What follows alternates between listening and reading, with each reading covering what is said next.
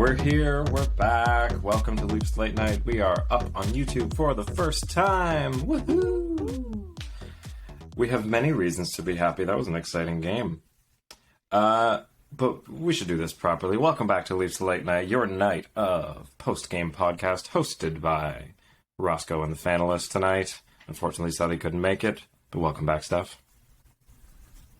Thank you, Johnny.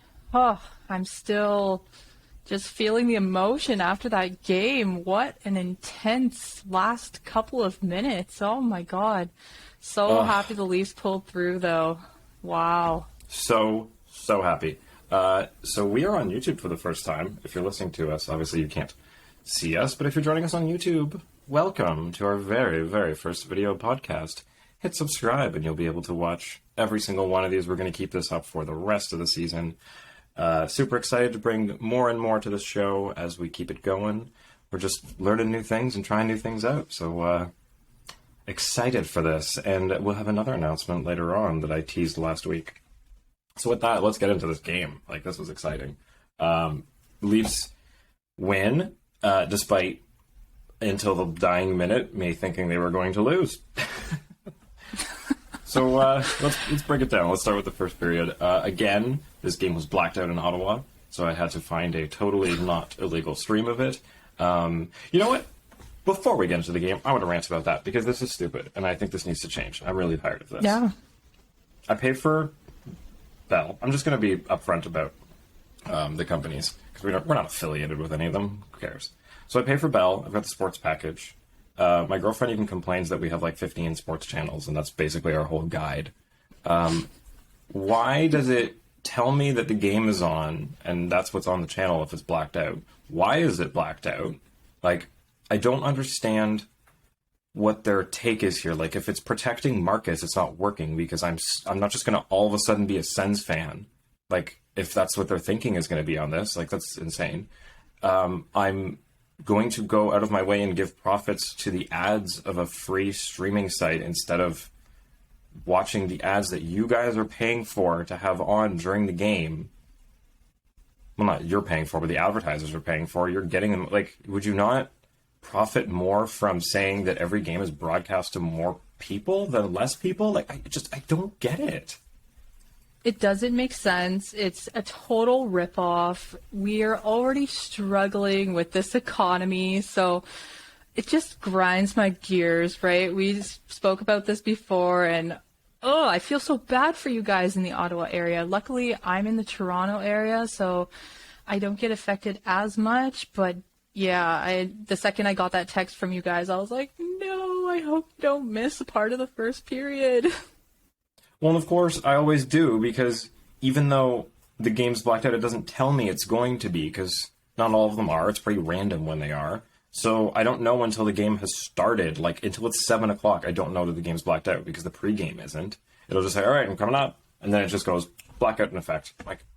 Okay, so now I have 30 seconds to click through 4 minutes of ads that I'm going to have to. So, again, I missed the first 5 minutes of the period. What a tease. So it's just the biggest tease. You could just swing it right in front of your face and then, nope, oh, sorry. So I'll let you start off the first period and I'll pick up where I know what's going on. Yeah, coming into this game, we had high expectations, especially coming on. Both teams were 3-3 in the last couple of games, right? And 2-time Stanley Cup champion. Stamkos returns home, so you know he's always going to want to play really well in front of his friends and family. But yeah, I have to say, the beginning of the first period, not looking great. It was more like the first 6 games for the Leafs, where puck possession was not great. They had problems entering the zone, maintaining the puck, and even in those defensive zone face-offs, and if they won the face-off, they'd lose it again. So it was just giving me those bad vibes right off the start, and I was like, oh, Johnny, I hope you're catching this, because I don't want to start this podcast raging, but I felt like that was going to be the tone of the game. Yeah, and I felt like that once I was able to tune in, that's what I was watching. I'm like, uh-oh, they're getting skated around. Even though the shots are even, this looks like every other game. Are they getting bad shots? So a little nerve-wracking for a while there. But I gotta say, it didn't look like either team was playing very good defense, like at all. No, thankfully the Leafs only held Tampa on their power play to one shot, so that was a plus because we all know when Tampa's on the power play, it's like, yikes, oh my God, this is the worst situation you want to put the Leafs in. We know Tampa's on fire even without Nikita Kucherov. Like we noticed last year what the Tampa could do without the guy, and I'm not worried even about their third line, fourth line. They're absolutely solid. So I was definitely gripping onto the edge of my seat there for the first period. Yeah, the Leafs grinding lines were doing really well. I saw a lot that I liked out of the fourth line. Simmons, Spezza, and Ritchie were playing fairly well, considering not much expectation from that line. We know what we're getting out of Spezza, and the rest of it's just, we'll see what happens. Simmons might punch somebody, but he was great. I mean, he had that steal behind the net, forced an icing. So Tampa iced the puck. Face-off goes back to their end. Tampa's fourth line is out. They're completely just blown out, tired. And Simmons manages to steal the puck behind the net and forces another icing. Almost sets, I forgot who it was up for a goal, but almost had a good one. And so Tampa ices it again. And we're like, oh, good, we can get something here. First line comes out, and puck goes the other way, and Tampa scores. Yeah, just a horrible play by Jake Muzzin once again.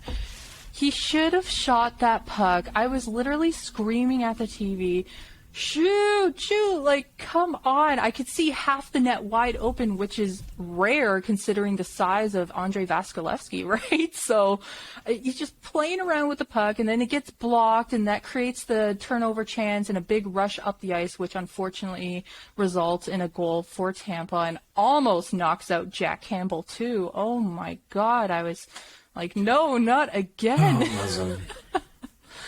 Yeah, Muzzin did not look great tonight. Neither did Brody, unfortunately, for a lot of the game. And we expect that to kind of be the line that you can rely on, nothing going wrong. But Muzzin's still not really returned to form. Like, when everyone's playing well, he looks fine. But tonight, when it's kind of shaky top to bottom, he was off. He was real off. And, I mean, he dove into the net on that last one. I don't know what he was going for, but he almost knocked himself out in the process. That was brutal to watch.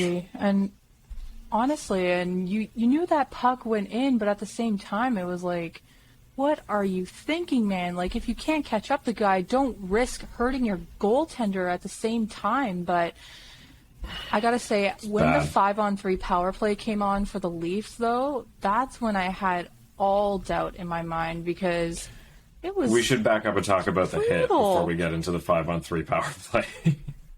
Okay. Sorry, I'm just having these bad PTSD thoughts from that power play, but I know, it was really bad. Before that happened, Bunting had a really good chance. Vasilevsky just stands on his head, absolutely robbed him. Then, as I write, Lightning's defense kind of sucks in my notes. Mitch Marner gets kind of a breakaway, or at least it looked like a breakaway. And Mr. Best defenseman in the world, Victor Hedman, goes for the hook. Ref's arm goes up. So, okay, penalty's coming. And Mikhail Sergachev just decides that he's going to steamroll his shoulder through Marner's head from the other side of the offensive zone while the ref's arm is already up. Now, okay, so they both get offsetting, or not offsetting, but they both get minor penalties, one for hooking and one for elbowing, or shoulder, or whatever it was, hit to the head.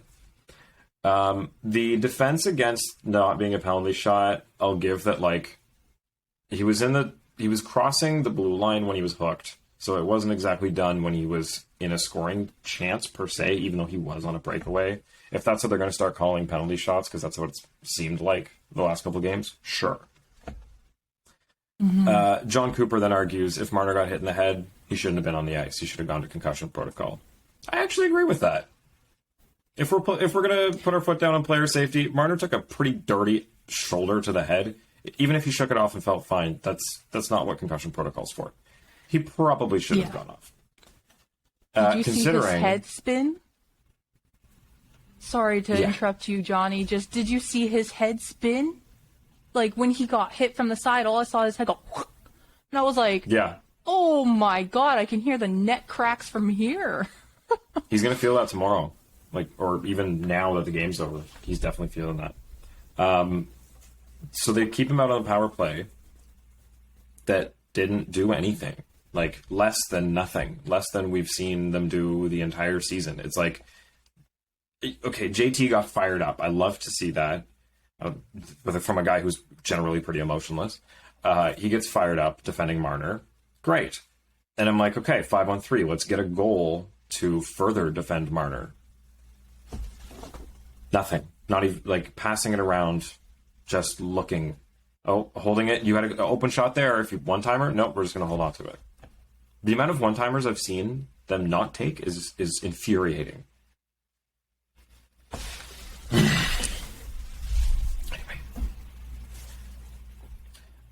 It so the drives Leafs failed me to capitalize up on yet the another wall. power play. I feel like I lost my voice halfway through the game because I was just screaming at the TV, shoot the damn puck.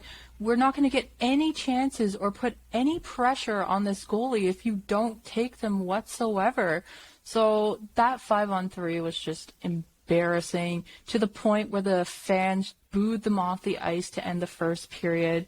Just absolutely brutal. You have the most expensive power play in the league playing on that first unit, and you just wonder, like, what are you guys doing? Like, I get that this is the best goalie in the world, and you want to sink those perfect shots in, but at the same time, we need those little dirty rebounds. We need the deflections. We need anything, and you need to challenge the goaltender and put that weight on his shoulders. So, yeah, that was None of a that big happens unless you disappointment take a for me. shot.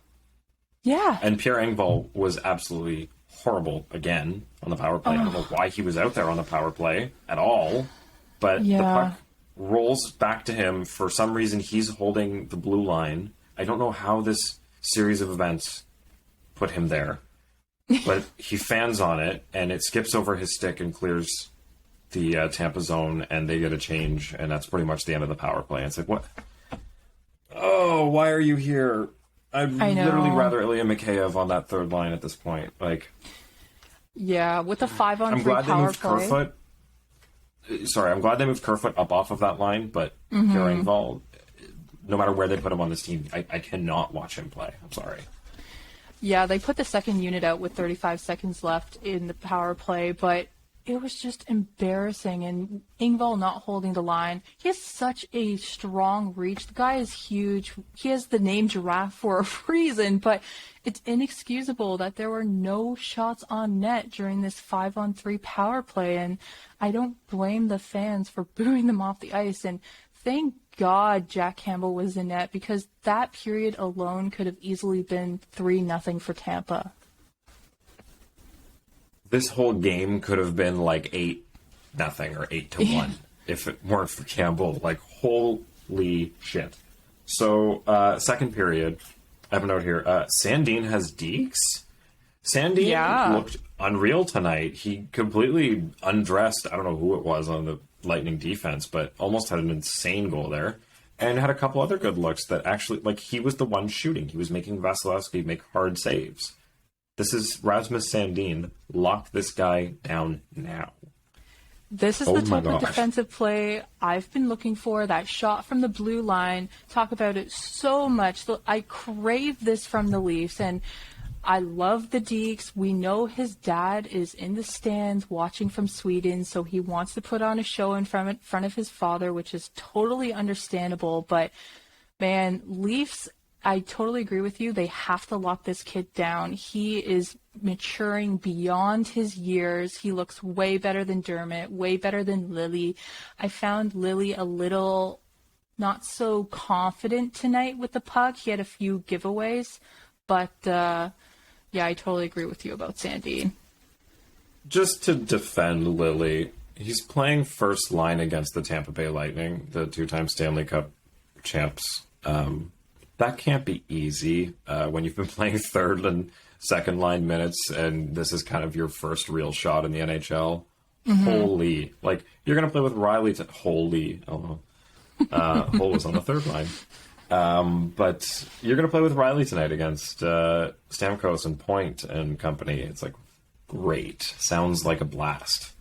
For sure. Yeah, the assignment is definitely not easy, to say the least, especially in a game coming against Tampa, right? We're both itching for that fourth win in a row, so the stakes were pretty high, but so happy that the Leafs got the 2 points against a division rival, well, new division rival, of course, for this year, but if we're talking about the second period, I gotta say that fourth line was looking real good, and I have a positive... I wrote the same thing. Yes, and I finally have a few positive notes about Richie, especially after he set up Simmons and then Spezza on two great opportunities. I was like, yes, finally, Richie. He's found his groove. This is what I mean. They all gotta find their spot. That one's finally clicked, that line. I like it. Don't change anything. Just move Spezza up whenever you need to. Like on PP1. Please. Yeah, exactly. But too bad for the Spezza chance. He whiffed on a bouncing puck. That would have been a really solid chance against Vasi there, especially with the puck bouncing like that. But hey, I'm so glad that they had their opportunity. And Richie has been averaging less than 11 minutes per game for the last 4 games. So I guess he doesn't have the opportunity to do as much, but you just got to make the most out of every single shift. Like, know what role you play on the team and just utilize your strengths the best that you can. Yeah, I think he has. His strengths are his size, and go for it, honestly. No one's stopping you. Nobody on this team is going to tell you don't throw that body around. Yeah. So this game, I mean, barring the first period, I think they all got their asses kicked in by Keefe in intermission. But second and third period, they looked a lot better, like comparatively to against Carolina, say another team of this caliber. They looked a lot better in the second and third period. They, I have a text from my dad, win or lose. I mean, they're playing like a playoff team, and I agree. Luckily, we'll skip over to the third period. Third period was just chance after chance both ways. Yeah. From what I caught of it, it was, unfortunately, it was on the phone for part of the third period, but I was still watching. Got, Tampa goes one way, Leafs go the other way. Tampa goes one way, Leafs go the other way. Jack. Oh, so it should be 6-0 right now. Cool. Yeah, Leafs, both the Leafs and the Lightning kind of lost their defensive play in the third period. They were just scrambling. Whoever can get the puck first, just do what you can and throw it at any angle. And that's good for the Leafs, right? Because there wasn't a lot of pressure on Vasilevsky. But you have to remember, you can't give the puck away that easily because that just creates that 2-on-1, 3-on-2 rush chance down the other end, which... Thank God for Jack Campbell, right? Honestly, Ely. Yeah. I'll say it every single episode if I have to. This guy is definitely on the running for the trophy this year. Like, come on. His numbers are amazing. Love it. Yeah, it's funny. His numbers almost get shadowed by the couple games that the Leafs blew without him, but... his numbers are really good still. Like, even the game, it was the Pittsburgh game, right, where he came in at the end, he still only I don't think he let anything in. Once, or maybe two, or... No, it wasn't the Pittsburgh game, because that was when it was Mrazek and Hutchinson, right? Or Hutchinson and Hutchinson. Anyway. I'm trying to remember what game it was, but there was one where Jack came in to relieve Mrazek. It was after he got hurt in that game. The first game. Yeah. With him in, the first game that Mrazek played, and he... shut the door down. I like that one for fantasy. Yeah. With the backs and forths, Keefe decides to pull the goalie, and the Leafs, actually, with an extra man, for once, this entire season, finally, JT, the Capitano, with 41 seconds left, puts one in. Oh, I screamed. It was great. I woke up my neighbors for sure. Me too, honestly. I screamed so loud. I'm surprised someone didn't come out of the other room running like, what happened? But I was just so glad the Leafs capitalized on this power play type situation and didn't have to result in a empty net goal from Tampa. I was so happy, especially with 41 seconds left. That building was just on their feet, going nuts. Leafs Nation deserves this win, especially against the reigning Stanley Cup champions, and especially Feels for good. Jack Campbell. Jack Campbell versus Andrei Vasilevskiy. This is why on one of my fantasy teams, those are my two goaltenders. So it was just a complete showdown with the two goaltenders. Hey, I guess you can't ask for anything worse than or better than a 2-1 game. Yeah. From owning both of them. Yeah, exactly. Shots were pretty high both ends too. So we go into overtime and some weird penalties happen. You want to take that? Yeah, Tavares with a nice chance draws a penalty going at the net. Hedman with the hook on the gloves. So glad the league is enforcing something, right? Because I got a little scared at the end of the third there with Bunting with the roughing call, and then it resulted on a 4-on-4. So I was like, whew, Leafs have a chance, finally. But in the OT, good on Tavares, just driving that net. That's what we need instead of being too fancy with the puck. So it just set it up perfectly for, I believe the Leafs had 6 scoring opportunities, and Vasi was just amazing. Shut the door down every time. But Willie Styles with the snake. Woo! Love it. You can't see it because my camera's too small on here, but I have a little Willie action figure up here. Love him. And it's so old that he is still number 29 on it. Oh. Yeah.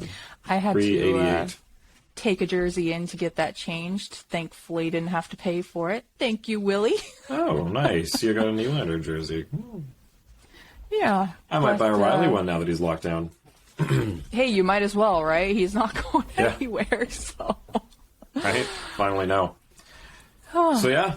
Leafs pull it out. Like, they deserve that one. They played like they deserved it. It was good. It was an exciting game. It wasn't like a high-scoring exciting game. It was like, these are evenly matched teams, and they are edging them out, and that's what you want to see. Yeah, and Keefe said earlier this week that this week for the guys were just a measuring stick to see how the Leafs contend against, these teams like Tampa, Boston, etc. So if we needed a win, it had to be tonight, especially going into Boston. We know that Tampa didn't start very well coming into this game. We had a similar record on the season. I believe Tampa and the Leafs both had 11 points, but the first couple of games, even fantasy owners were like, what is going on? Especially if you drafted Andrei Vasilevskiy in your first top 5 picks. So but that power play unit coming through, this is exactly what we've been waiting for all season long. I know it connected last game, but this is the consistency we need, especially if we're going to be facing Stanley Cup contenders like absolutely Tampa, Boston, Florida, out of all teams, like they're on a hot streak. So this is something to take in and just continue moving forward and learn from your mistakes, do what you need to do. But I also want to bring up that Justin Hall was scratched for the 3rd game in a row. What are you thinking about that?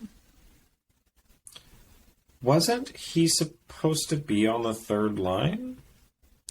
He was scratched because Dermott was a game time decision and he ended up playing. So he was projected to be on the 3rd line, but he ended up being scratched. So I'm wondering, Dermott was in. Does this help? Does this benefit in any way? Or maybe it really benefits Littlegren, right? Because he's getting that time. He's getting every opportunity to prove himself. But should Sheldon Keefe rotate them, or? I think the issue that they've always had with having these prospects is they've always been in win now mode for the last decade. So there hasn't been the space for these guys to come in. And I think now there is on defense, it's like, all right, here's your chance. It's now or never. We don't have anybody else to play these positions. It's going to be you guys or the Marlies, but you've graduated, so here you go. And I think Hull might have gotten played out of his spot. Like, I think he's going to be waiting for somebody to get hurt or them to just give someone a day off. But I think he's the 7th guy now, honestly. And at $2 million, he can't be. So that's what I mean. Like, his salary, it doesn't show for him to be scratched every single game because Justin was relied upon so much last year. And this year has just been a train wreck, especially for Muzzin as well. But we know we can't scratch Muzzin, so Hall's the next guy exactly. up.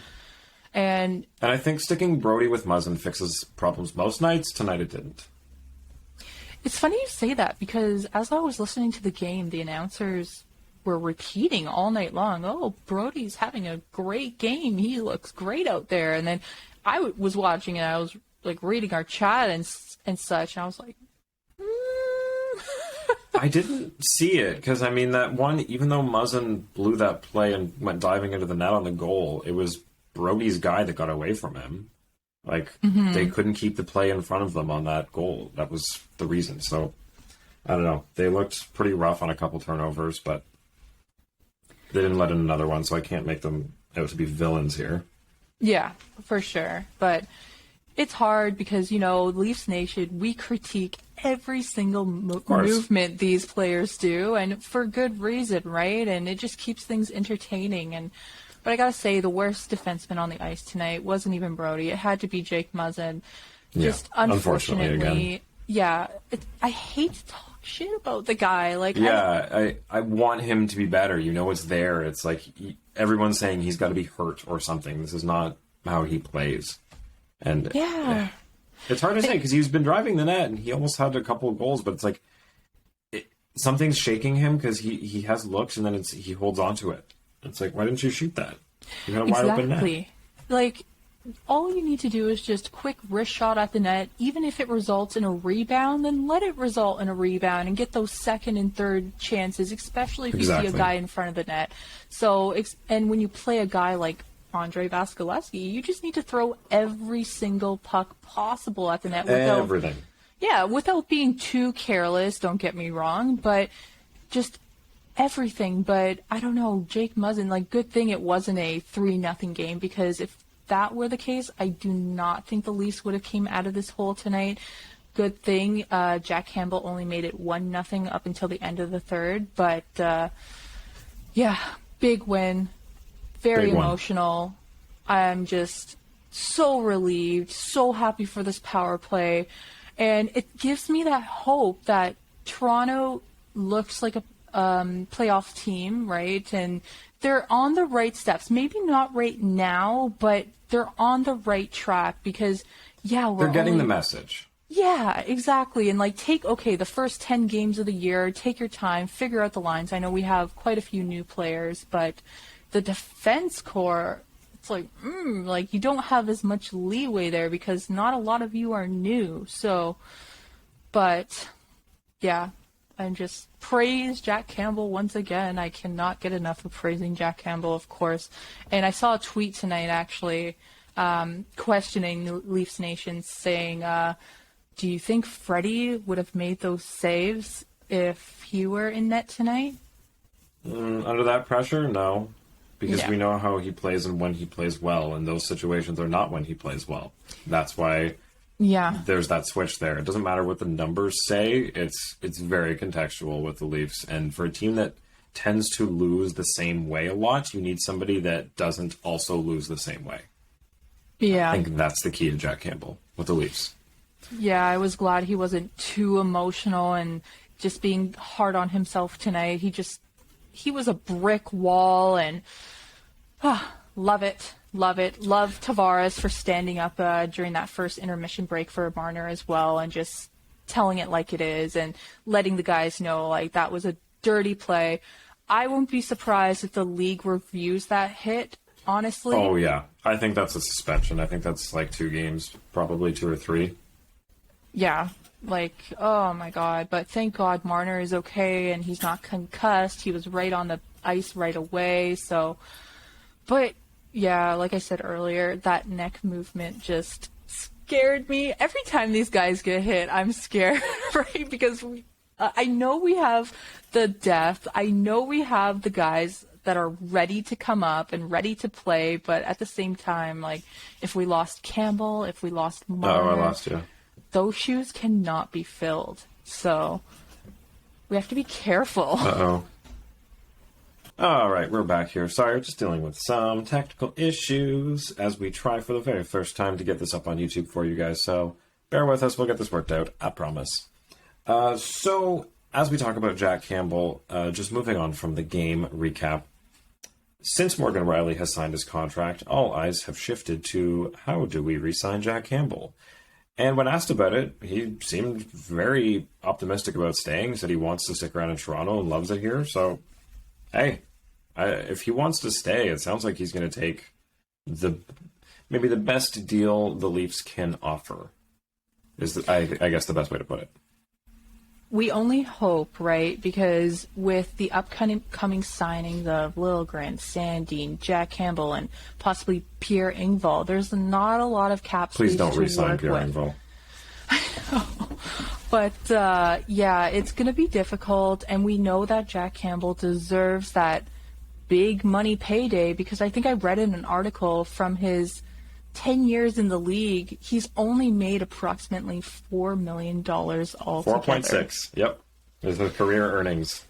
That's insane. Yeah. He should get that per year.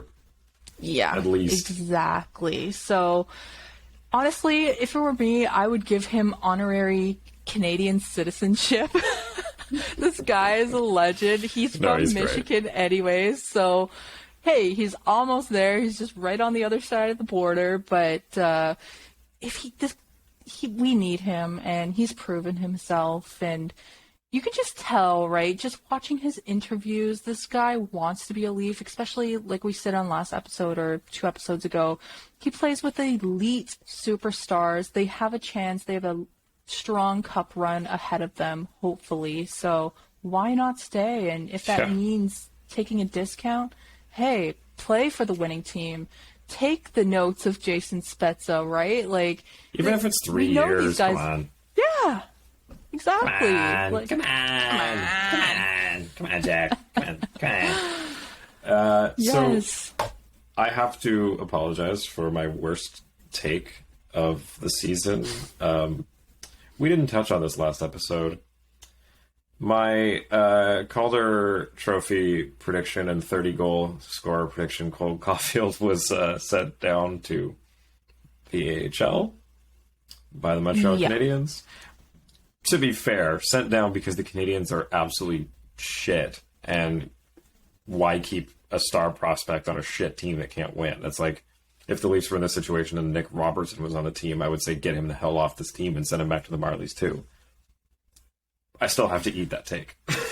Here's the thing, though, and yes, you should apologize for that take, but at the same time, there was so much hype about this guy, and he was supposed to be helping the first line with Toffoli and Suzuki, and I know we said these kids cannot be leading the Montreal Canadiens, but they did for a bit. They did, but at the same time, they played Canadian division, and like things were different back then. But Montreal, they have Philip we all know.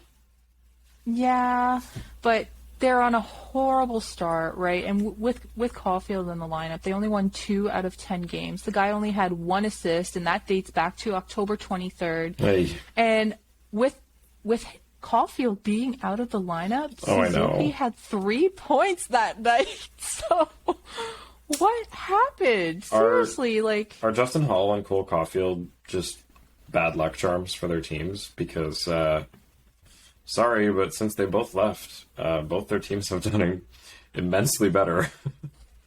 I thought leprechauns were supposed to bring luck to teams, okay? Oh. Like, Cole Caulfield, like, this kid, like we said before, he's so used to winning, he's so used to getting his way, but he had a hard, rude awakening coming to the Montreal Canadiens, and you can tell he was pissed because the second he got sent down, he took all of that Canadiens info off his social media. Yeah, that was hilarious.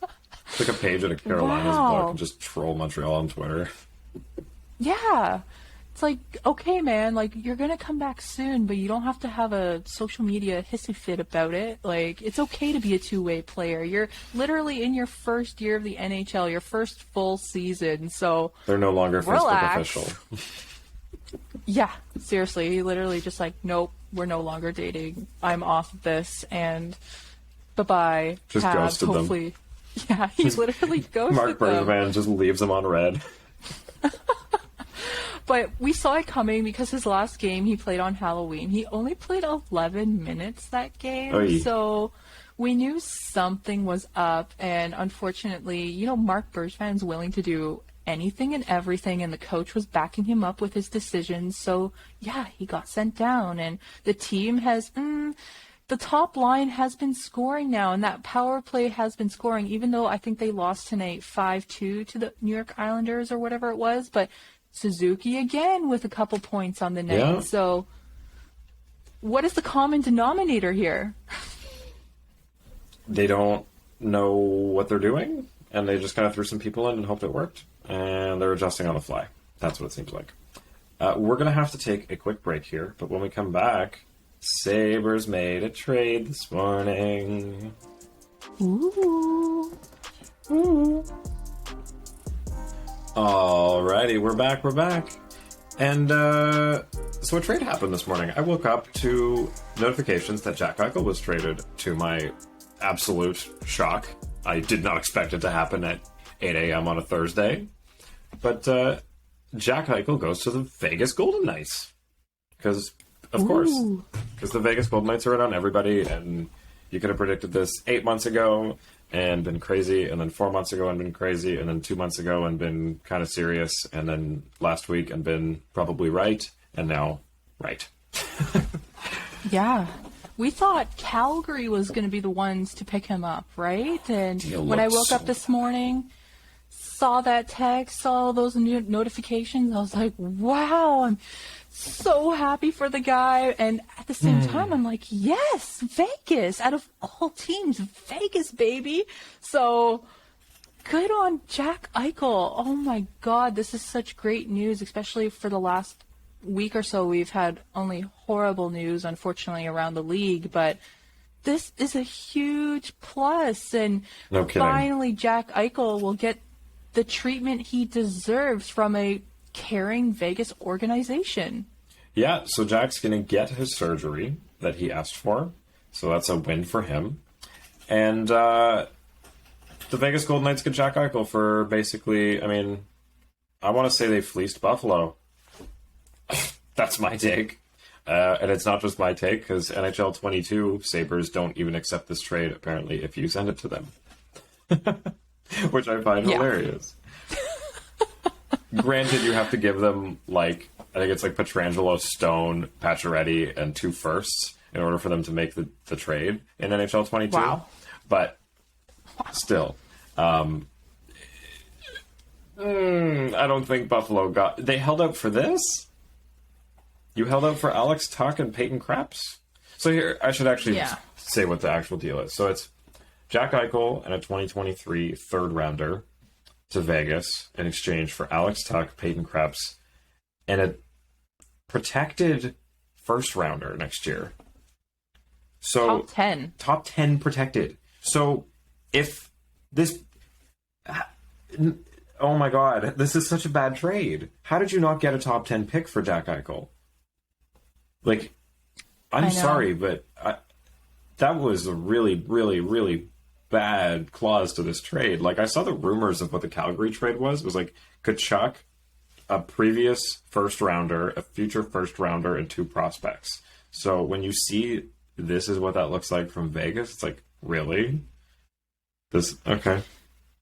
Yeah, and it makes you think what's going through Kevin Adams' head, because he's always saying, oh, we got to wait for the perfect time, and we need to get something back because this is our captain of the team. He led the Buffalo Sabres with 355 points in 375 games. So he's literally been the face of the organization since he's entered the league and carried this team the entire time. And it's just a slap in the face, in my opinion, because they waited so long and let this guy just be in pain every single day, and just it became a stalemate between Eichel and the organization, and just more and more delays. So I'm so glad that this happened, and so many players around the league spoke about this as well, including Robin Lehner, who also was a little screwed by the Buffalo Sabres when he had the high ankle sprain. Reports were saying how he was on a bike within a week with the boot on and literally doing 300-pound leg presses 3 weeks into his rehab, and saying how they hired 12 to 13 people who were unfamiliar with hockey the year that he got injured, and it literally led to him getting surgery. So you wonder, what is going on in the brains of these people? Like, you're just unfortunately killing the careers of your superstars. It's tough because they see them as an investment, and they can't let Eichel get the surgery that he wants because it sets a precedent. B, if every player is allowed to get whatever experimental surgery they have found from somebody, sure, in this case, we see it as a win. But then somebody finds something that isn't great, and they say, well, Eichel got it, I'm using that, I want to get this. They go and get it, they never play again, and now this owner and general manager that have invested their money into this have lost their asset. So I get it a little bit from that standpoint, but this is not a completely experimental surgery. There's been doctors that have come out to talk about it. Somebody has gotten it already. So it's tough. I mean, clearly Vegas is going to let him get it, so good for them. Yeah, and my thing is that, like, the GM wanted to wait so long, and they kind of frame Eichel as this selfish person who wants to do things his way, and that's the only way it's going to be. But facts are facts. Like, the guy got injured March 7th during a 5-2 loss versus the New York Islanders, and he was originally slated to miss 10 to 7 days. Then the delay started, and then Eichel went out of his own way by seeing another doctor on the sidelines to see how severe this injury was, because things weren't moving forward. And he tried again at another evaluation, April, May, and then finally it gets to July, where Eichel's lawyers release a statement saying that Buffalo is not cooperating, and they're literally the ones that's stopping him from playing. And it gets all the way up to September 23rd, where Eichel fails his physical at training camp and gets stripped of his captaincy. Wow, huge slap in the face once again. And then October 21st, finally, the final plea deal. Like, guys, I want to play this year. I want to play hockey. This guy is super competitive, but this organization was stopping him completely just for means of money. Like, we know that his contract is big, but it's not fair. This guy is human. He has a right to say what goes on in his body, and we only know our own injuries best. We are the ones who feel our bodies the best. So let the guy have a say, especially if you have so many external opinions happening at the same time too. Ugh. I just want to touch on him getting stripped of the captaincy, because I think there was something else that happened there that influenced that. So I don't know if you saw this quote that came out. So he talked to Elliot Friedman, Jack Eichel. I believe this was today, after he got traded. And I'm just going to read this quote directly from Jack Eichel because it's hilarious. So we obviously changed management in 2020, and it just seemed like we were heading towards another rebuild. Or another, I don't want to say rebuild, but we weren't really in a position that we were going to try and win. I was hearing a lot of things that we were going to try to do and do a rebuild, and I went to the team and I just said I wasn't really happy with the idea of that. And if that's the route they wanted to take, then maybe it would be better to move me and use me as some sort of a jump start to get some picks, prospects, whatever you want to say, and start your rebuild. If that's the case, obviously that didn't go over well. So yeah, he heard whispers of rebuild and goes, okay, use me. Like, I'm your captain. I'm the biggest scorer on this team. Trade me. If I don't want to be a part of a rebuild, use me to help said rebuild. And they went, fucking excuse me? We were counting I on know. you, and I think it really shifted the Pagulas and Kevin Adams' plan with this team. Shit happens. Sorry, guys. You mistreated your captain, and now he's gone. Yeah, and Eichel Lesson even said learned. in that interview he was excited about the Taylor Hall signing and he thought it was a huge opportunity for Buffalo to get ahead of the game, especially with a guy like Hall on your roster. And things just went to shit, unfortunately. And Hall gets moved to Boston, absolutely loves Boston. So there's something with this organization. And at the end of the day, I'm just happy it's done, said and done. And this guy hopefully jumps into the surgical room like tomorrow. Yeah, he's gonna And- be freaking Jack and the Beanstalk with his new golden helmet, and it's gonna be great over there. I can't wait to see it. Another interesting point too is that you know how they usually say, "Oh, thank you, Buffalo, for Right. my time," blah blah blah. Nope, this guy comes right out of the gate, photoshops his head into a Vegas Golden Knights jersey uniform, and he's just like, "Vegas, baby, Vegas!" And I'm like, yes, he's literally Yeah. going from Dave and Buster's to a real casino environment. Like, he's moving on up, finally playing for a contender, and hopefully showing his worth. And all we can hope now is that he will be the Jack Eichel that he once was and a top 10 player in the league. Unfortunately, we don't know what's going to happen after surgery, and it can be between 3 and 5 months between his return. So It's not bad. I mean, It's- early side, they get him back in February. So he could even be at the Olympics at that rate. yeah, imagine, right? Like, there's so many possibilities, but the excitement is not over yet because we do know that with all of these players in the roster that are on long-term injured reserve, when they come back, they are close to $6 million over the cap. So we know Vegas is going to make some moves soon. They're going to spend some money because that's what Vegas is good at, is spending money and then somehow still having more money to spend. I don't get Yeah. it, man. I don't get it. Yeah, definitely. But now we have that top line. Vegas finally has a number one center. They've been missing this for so long. Like, Chandler Stevenson has been there, but we know he's not a number one center, right? So we have Max Pacioretty, Jack Eichel, Mark Stone. Next year, fantasy owners are going to be all over that. It's going to be lit. It's hard to tell who's going to get the points, right? Like, I mean, if it's going to be spread out or what, but can't wait for that. They're going to be a fun team to watch. I'm so glad they're in the West and we don't have to play them.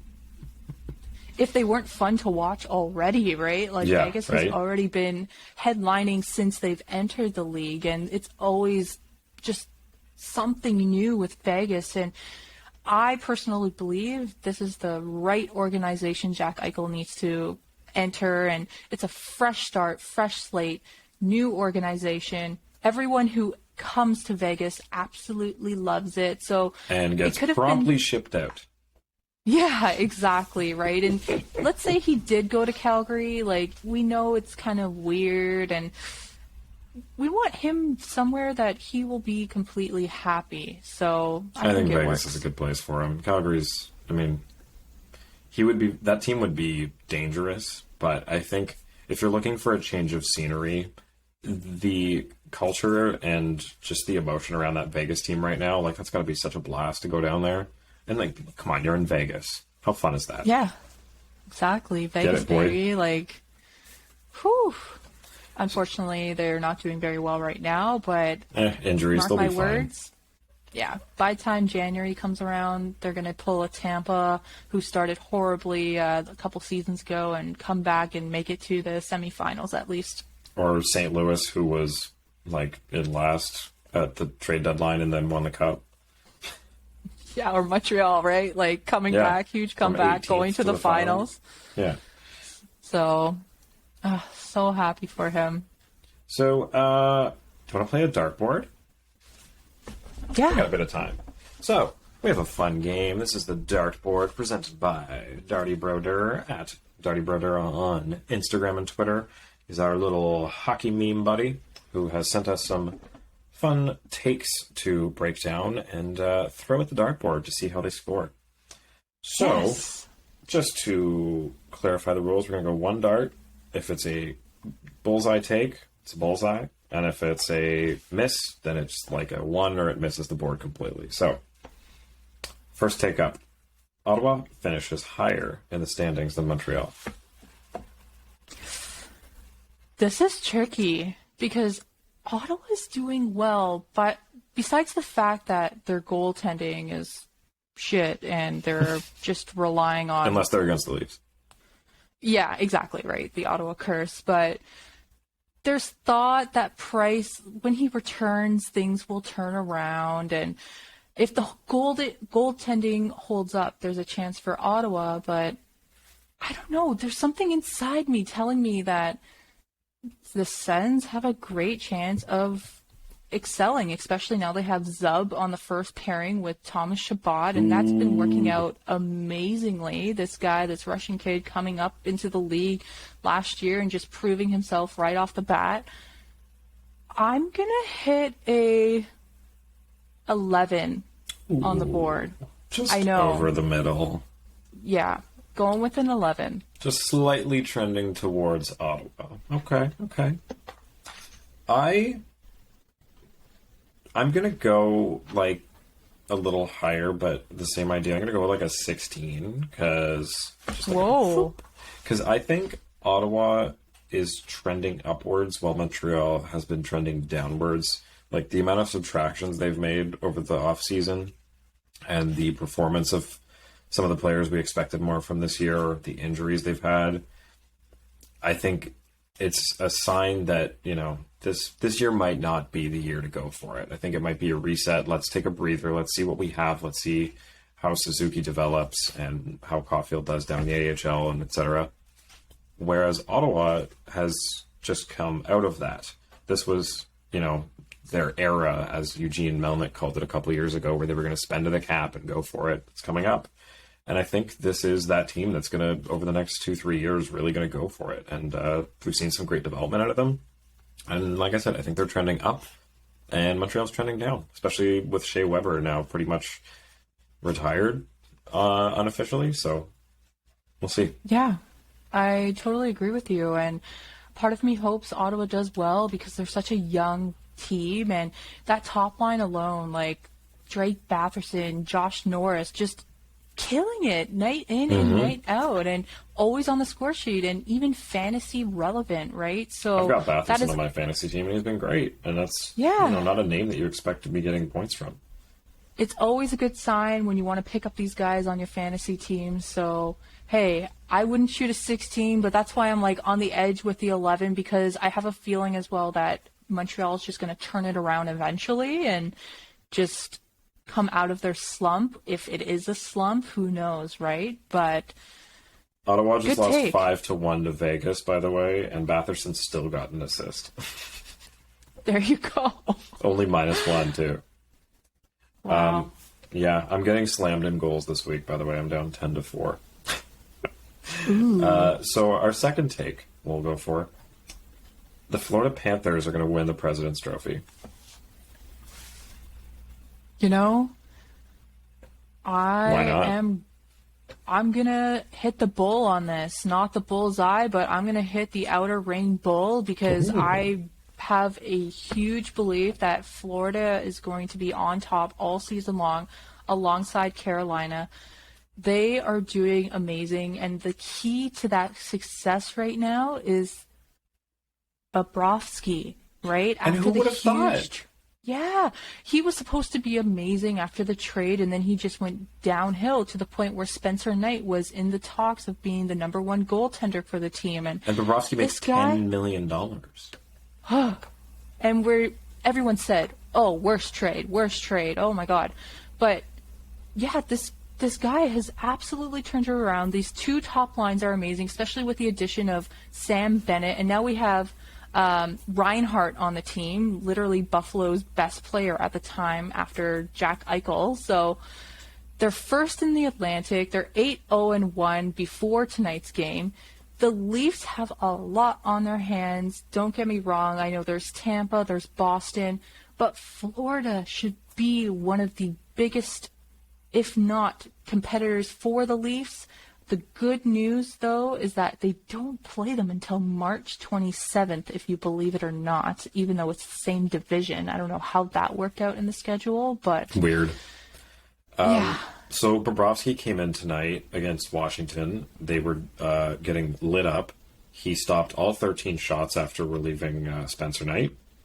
And that puts him at, over his last 6 appearances, an average of like 1.3 goals against. There you go. Get the hell out of here. He's rocking like a 960 save percentage. Like, get out of here. What happened in the summer? I don't know if he read everything online and just decided, okay, I got to work for this salary now. And the team in front, they're absolutely elite. So there's no excuse for this team. They have Ekblad back from injury. This, honestly, perfect team to stack in fantasy as well. So I can definitely see them going all the way. I'm sorry, they have 41 goals for. They're leading the league in goals for. That's what I mean. Yep. Wow. So the last one, I mean, we really already covered this, but let's give it a number. Buffalo Well, what's your take, Johnny? Oh, yeah, I guess I got to give one. Panthers going to win the President's Trophy. I'm going to give it like an 18, just because still Carolina is like right behind them, and they've played one last game and are undefeated, whereas Panthers have now lost one in overtime to Carolina. So, you know, I think it's going to be a battle, but I wouldn't count them out by any means. That's fair. Buffalo Sabres won this trade. You never win a trade when you lose your star. Let's just put that down first. Even though he's injured, you do not win trades by doing that. But the plus side is that they did pick up Alex Tuch, who is a hometown boy. He's from upstate New York, and he's probably the only person in the league to actually admit that he is proud to put on a Buffalo Sabres jersey. So, sure, on paper and in an interview. Yeah. And this young core, like, with the Buffalo Sabres, they have 9 first-round picks aged 22 and under in the organization. They have 3 first-round picks in 2022 and 3 second-rounders in 2023. So we know that this team is going to be literally 22 and under, besides Craig Anderson, surprisingly, who is holding down the fort in net. Like, we would never expect to say that, right? But... yeah, Buffalo Sabres winning this trade. The Sabres have such a stupid abundance of draft picks right now and $15 million of cap space. Are you kidding me? Yeah. Maybe if... I don't know. It's hard to say. I'm going to shoot a 4 at the board only because of the picks they got in return. The acquisition of Alex Tuch, Krebs, and everything that comes with that. But I can see the Sabres team going pretty far in the next 3 years after these guys get out of their entry-level contracts. But for now, it's a loss. We all know it's a loss for the Sabres. It's a loss for everyone. The only one winning today was Jack Eichel, so he can finally recover and get back to the elite status that he holds. But, yeah, I'm going with a 4. I know that's pretty high, right? But I don't know. I'm just looking up how old these guys are. So Tuch is 25 and Krebs is 20. So, okay. Had this been a just open-ended first rounder, not a top 10 protected pick, I would say that this isn't the worst deal when you're getting rid of Jack Eichel, because I don't think there is any way you can win that. Damn it. This is hard, because I don't think it's an awful trade, but I think they lost pretty badly. I think there had to be something better they could have gotten from Calgary. Damn it. I'll give it, honestly, I'm throwing a 1 at this. I think they got something, but I think this was very heavily tipped one way, this trade. Yeah, it's a huge opportunity for these young guys, but Krebs got immediately sent down to the NH or the AHL today. Really? It's not like I missed that. yeah, he's not even like he's joining the main roster, so Maybe they they're want to moving give him him. some time. Maybe, right? Because they made And another trade right after, didn't they? Or no, Buffalo made another trade right after. Yeah. yeah. But I can definitely see them in the market Yeah, Buffalo. now for a goaltender because they're leaning on Craig Anderson out of all people, which he's been pretty solid, right? This team is gathering the wins somehow. I think they're third in the division right now, and they have alternate captains of Girgensons. Oh my God, butchered that one. And Kyle Acapozzo. So that's how random this team is, and everyone just wants to make something of themselves. And now we have a hometown boy in Alex Tuck, and we know that Tuck can be that game-winning differential and that go-to guy on the power play. So I think we'll it's see. more telling of the picks and the cap space they have that they are going to spend and go for somebody else to replace Jack Eichel. Like this, they haven't replaced him yet, and I think they're going to. They're going to really try to bring in the big name there. Whether it's like maybe Vlad Tarasenko. Like I think that could be somebody they're targeting because he wants out of St. Louis. So that could be somebody who would do well with a change of scenery. And Buffalo's change of scenery is at a point where it's like Vegas, where it's like, fuck it, whatever. Let's just go and see what happens. Because I think their bad reputation has been broken a bit by how well they've done at the beginning of this year. And I think some guys might be like hopping on the train, like, but you know what? I'll help this cause. This seems fun. Yeah, and the problem was that they relied too heavily on Jack Eichel, and he was the face of the organization, but now finally these young guys can come through. Like, we haven't even seen the likes of Owen Power and Ryan Johnson, so we don't know. Owen Power. Yeah, exactly. We don't know what's coming, and we'll see if Owen Power comes up from the AHL anytime soon. I don't know. Maybe Christmas time is my best guess, but I'm really interested to see where this team goes and what they build from this young core because, hey, we were in that position too when the Leafs picked up all these young players and we were known as the youngest team in the league at one point. So you never know. There could be, and there could be hidden superstars or hidden talent, especially in Alex Tuck. Agreed. Did you, sorry, I just got an update. Brock Nelson scored 4 goals tonight. And so did Bergeron. Yeah, so did Bergeron. I believe 3 of them were on the power play, and I have Bergeron on my fantasy team, and he's been absolute garbage thus far, let me tell you. But, today he just came through and scored all those goals, and they had Swayman in net, the rookie goal netminder. Unbelievable. But unfortunately, I know he almost had a shutout by the end of it, and I was sad to see Raymond get that power play goal, especially versus my fantasy opponent Molly there, who has Raymond and Sider stacked. So, Bergeron though, 4 goals, amazing, and Brock Nelson out of all people, right? Like, right, pulling a Mika Zibanejad out of his ass. So with that, we'll wrap up Dartboard. Thank you for playing, Steph. Remember to follow at DartyBroder over on Instagram and Twitter for all your greasy hockey memes. So with that, we should wrap this up with our announcement, shouldn't we? Yes, I think it's time.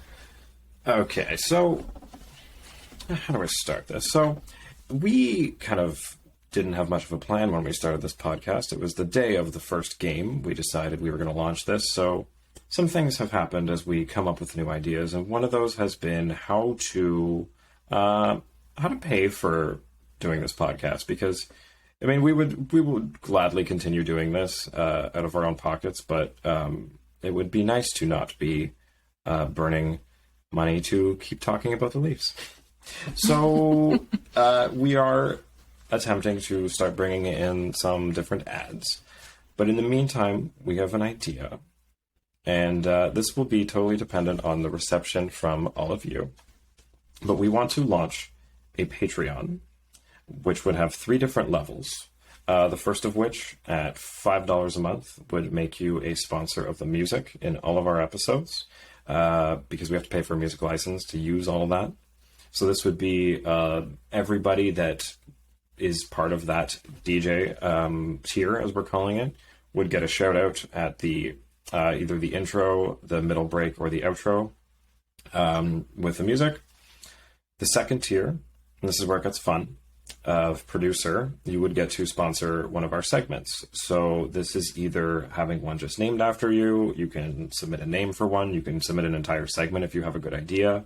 But basically one segment every week. We'll say I've capped it at 4, so it would be 1 per week for those 4 people. You get to basically run a segment, as I do.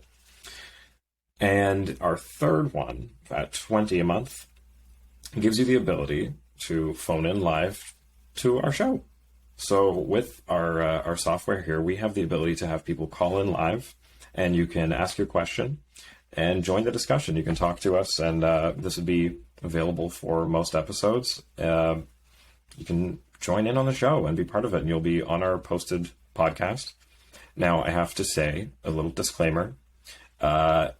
If anything is inappropriate, I do edit these before they go up. So I get that you are paying for something, but if you abuse that, I will edit you out. So just have to throw that disclaimer in there. I'm not going to post your dumb, offensive things.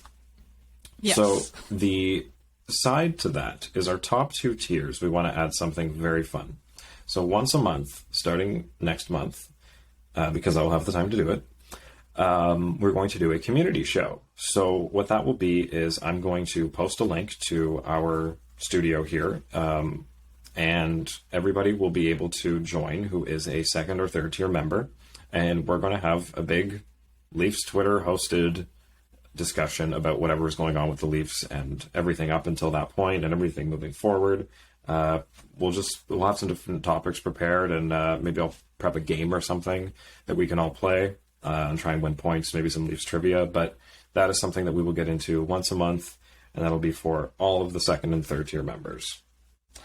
If I'm forgetting anything else, everybody who is of any of the tiers will have your questions sent to us prioritized. So if we start getting a bunch of questions, we'll make sure we get to yours if you are one of our Patreon members. So you get a shout out every episode, no matter which tier you are. The perks just keep going up. So let us know what you think of this. We have everything set up to go. I think it would be really fun, but this kind of depends on interaction and engagement from you guys. So let us know what you think. If you have anything that you would like to receive in exchange for helping support the show, then let us know, and we can try to work that in as well. But that's the plan. Yeah, I'm so excited about this, Johnny, when you brought it up. And like you said, this was an idea created on a whim from a couple of Leafs fans who have real raw emotion, and we just want to come together and discuss with you guys. And even when I joined the Twitter community, it's amazing how much passion there is, and win or lose, we all have the right mindset. And I'm so fortunate to be a part of this podcast, and I just want to thank everyone out there who's listening and who has tuned in, downloaded our episodes, and big shout out, thank you to Johnny and Southey for doing this. Without you guys, it wouldn't happen, so thanks again, and I'm really looking forward to the future and what this holds, and to share our emotion and opinions with you guys, just coming from a non-sponsored, corporate point of view. We're just regular people. So yeah, this is great news. Yeah. And thank you for joining this crazy journey with me. It was, I kind of roped you in with, we'll do one episode and see how it goes. And here we are on episode 11. So that's another thing. Steph brings up a good point. By not being supported by ads, we have much more freedom in what we are allowed to say and talk about, and we will not be limited by whatever sponsors we get. Now, I know some of them aren't very limiting, but you never know what could happen. I know it tends to influence a lot of sports media, so we want to stay as free and uncensored as possible. So if this is something that you guys want, let us know and sign up on our Patreon, and we will post that wherever you guys can get it. It'll be up on our Twitter. We'll link it on our YouTube. I don't know where else we are, but it'll be there. It'll be there. It'll be there. As long as you're there. Right. So it's getting late. With that, we should sign off for the night. Thank you so much again. We are on YouTube, so subscribe if you like what we're doing here. Head over to our Patreon if you really like what we're doing here. Find us audio on Spotify and all the good podcast apps. Yes. Finally, you guys get to see our faces, and we're out of our onesies and our pajamas, so get to see that real reaction, and yeah, just very nice to be available everywhere. So thanks again.